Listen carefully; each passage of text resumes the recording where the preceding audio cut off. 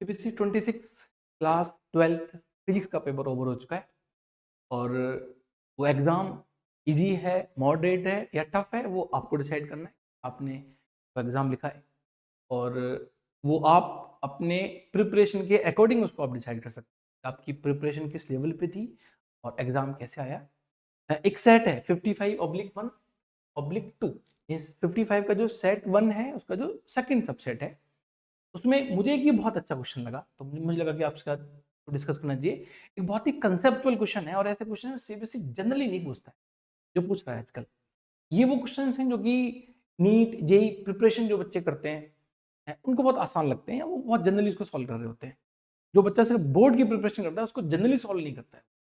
क्योंकि हमें जो जनरली पढ़ाया जाता है सेमीकंडक्टर्स में कि हाफ वेव है, फुल वेव है, जो भी चीज़ें हैं, तो बहुत ज़्यादा उसमें डिटेलिंग ऐसे क्वेश्चन नहीं आते हैं। एक क्वेश्चन थोड़ा-सा अलग हट के आया लीक से, तो मुझे लगा कि इसको डिस्कस करना चाहिए, ठीक है?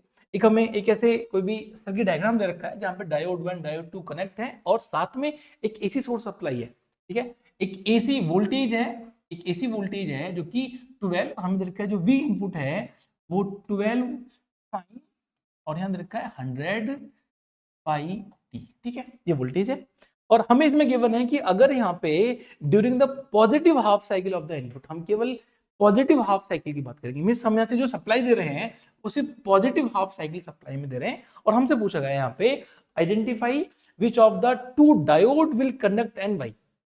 इन दोनों में से कौन सा डायोड कंडक्ट करेगा और क्यों करेगा। कंडक्ट वही डायोड करता है जो फॉरवर्ड बायस में होता है। अगर हम कंडक्ट की बात करें तो कंडक्ट सिर्फ वही डायोड करता है जो फॉरवर्ड, जनरली फॉरवर्ड बायस में होता है। रिवर्स बायस में हम डायोड को ऑफ या स्विच की तरह हम बोलते हैं कि ये ऑफ स्विच की तरह बिहेव करता है, या उसको हम सर्किट से हटा देते हैं, ठीक है। अगर रिवर्स बायस में है तो कंडक्ट नहीं करेगा, फॉरवर्ड बायस में तो कंडक्ट करेगा। तो हमारा ये काम है, हमें लॉजिकली ये सोचना है कि अगर positive circle, positive half cycle की बात करेंगे यहाँ पे देखो, अगर हम सिर्फ यहाँ पे पॉजिटिव हाफ साइकिल की बात करेंगे तो ये पॉजिटिव, ये पॉजिटिव, ये पूरी वायर पे हम बोलेंगे कि ए पॉजिटिव हो गया। अगर ए पॉजिटिव आप देखो D2, ये जो D2 है देखो, D2 ऐसे बना हुआ है, D2 डायोड, ये पॉजिटिव, इसका मतलब जो P है वो पॉजिटिव से कनेक्ट है। एन, अगर P पॉजिटिव से कनेक्ट है तो फॉरवर्ड बायस होगा। देखो D2 डायोड फॉरवर्ड बायस में होगा। चलो डायोड 1 की बात कर लेते हैं। डायोड 1 में जो एन टर्मिनल है, ये एन टर्मिनल पॉजिटिव से कनेक्ट है, इसका मतलब ये रिवर्स बायस में होगा, ये रिवर्स बायस में होगा, तो ये कंडक्ट नहीं करेगा, ये कंडक्ट करेगा। अब इसको लिखेंगे कैसे, इसको हम ऐसे लिखेंगे यहाँ पे कि ए पार्ट करके कि D1, सिर्फ ऐसे आप लिख सकते हो उसको, D1, D1 किस में है, रिवर्स बायस में है, तो हम लिख देंगे D1 इन रिवर्स बायस और D2 इन फॉरवर्ड बायस, ये कंडक्ट करेगा। देन लिख देंगे कि D2 विल कंडक्ट, अब D2 से करंट पास करेगा, ठीक है जी। ये इसको हम रिमूव कर देंगे सर्किट से, इसका कोई काम नहीं सर्किट, ठीक है। देखो नेक्स्ट पार्ट पे आते हैं। पार्ट बी, हम जब बोल रहे हैं कि redraw an equivalent circuit diagram to show that the flow of current, अब हमें D1 को हटा के सिर्फ D2 को रखना है और एक सर्किट डायग्राम को रीड्रॉ करना है, ठीक है। देखो हम ऐसे बोल सकते हैं कि हमारे पास में ये इनपुट है, ये वोल्टेज है और यहां से सिर्फ हम सिर्फ और सिर्फ D2 शो करेंगे। और अब आप देखोगे यहाँ पे, इसको बहुत ध्यान से देखना है आपको। देखो अगर हम इस ब्रांच को रिमूव कर देते हैं, ये ब्रांच रिमूव हो जाएगी, जो करंट है देखो, ये करंट सीधा ऐसे पास होगा, यहाँ से ऐसे आई पास करेंगे, आई पास करेंगे। अब जो आई है वो सिर्फ D1 से पास करेगा, D1 से पास करने के बाद में इस R पॉइंट पे दो अलग अलग ब्रांचेस अटैच है, मतलब कुछ इधर पास होगा, इसको मैं I1 मान लेता हूं, कुछ इधर पास होगा जो I2 होगा। देखो अब ये I1 ऐसे फ्लो करके D तक आएगा, इसका मतलब ये ब्रांच तो है ही नहीं।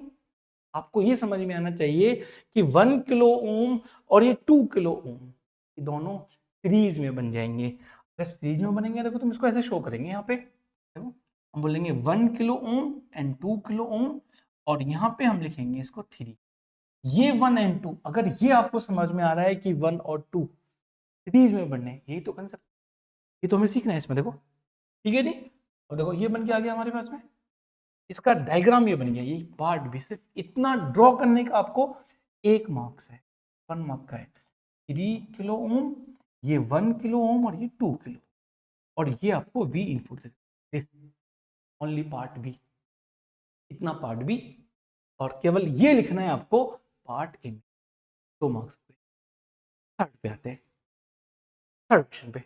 अब थर्ड में हमसे पूछा है, सी में देखेंगे कि calculate the output voltage drops V naught across the 3 resistors. अब हमें इन तीनों के अक्रॉस, इन तीनों के अक्रॉस कितना वोल्टेज ड्रॉप है वो बताना है।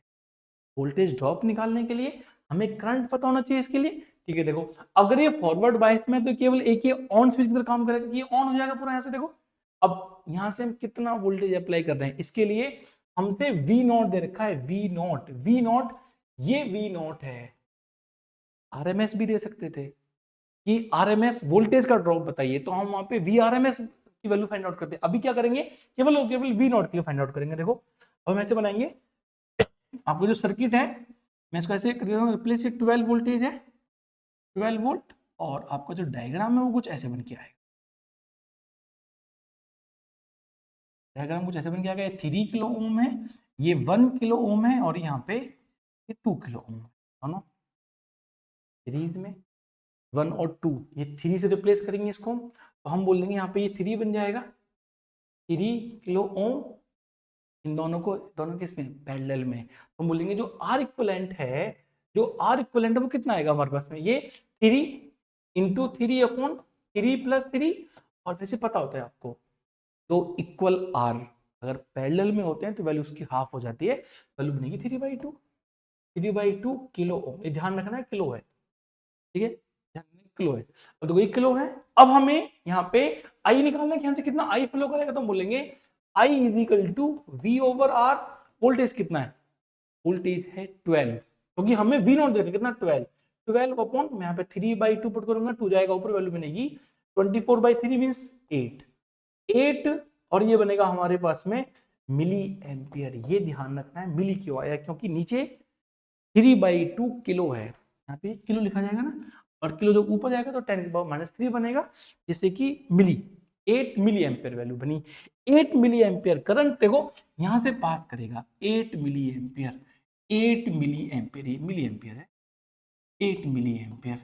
दो इक्वल वैल्यूज है, दोनों में इक्वली डिवाइड होगा, इधर भी 3 और इधर भी 3, दोनों ब्रांचेज में इक्वल वैल्यूज हैं, इसका मतलब दोनों में इक्वली डिवाइड होगा। और कितनी वैल्यू डिवाइड होगी, इधर 4 मिली एम्पियर पास करेगा, इधर भी 4 मिली एम्पियर पास करेगा। वोल्टेज ड्रॉप निकालना है आपको, वोल्टेज ड्रॉप 4 इंटू 3 12 वोल्ट। अब हम निकालेंगे वोल्टेज ड्रॉप, देखो हम निकालेंगे यहाँ पे वोल्टेज ड्रॉप। ये सर्किट था हमारे पास में, हमें तीनों के अक्रॉस निकाल लेना। ये हमारे पास में सर्किट था, ये 3 किलो, यहाँ से वैल्यू आ रही है हमारे पास में 4 मिली एम्पियर। देखो ये 1 किलो है, ये 2 किलो, और यहाँ से वैल्यू आ रही है हमारे पास में 4 मिली एम्पियर। हम बोल देंगे वोल्टेज अक्रॉस 3 किलो, ऐसे बोल देंगे। तो मान लो V1, ये V1 है, ये V2 है, ये V3 है, बोल देंगे V1 is equal to 4 into 10⁻³ into, ठीक है, ये 1 किलो है, तो बोलेंगे 1 इंटू 10⁻³, ये कट गया, कितनी वैल्यू बनी, 4 वोल्ट। लिख सकते हैं कि voltage across 1 kilo ohm resistance is 4 volt, नहीं तो ऐसे भी दिख जाएगा। ठीक है, अब हम V2 निकालेंगे, V2 इज इक्वल टू, देखो ये 2 इंटू 4 करेंगे हम, तो बोलेंगे 2 इंटू 10⁻³ इंटू 4 इंटू 10⁻³ ये कट जाएगा, कितनी वैल्यू बनेगी, 8 वोल्ट। और यहाँ कितना बन के आएगा, यहाँ बन के आएगा आपके पास में V3, V3 is equal to 3 है, 3 इंटू 10⁻³ इंटू 4 इंटू 10⁻³ कट हो गया। इस, ये क्वेश्चन था, कंसेप्चुअल क्वेश्चन, ठीक है, समझ में आया।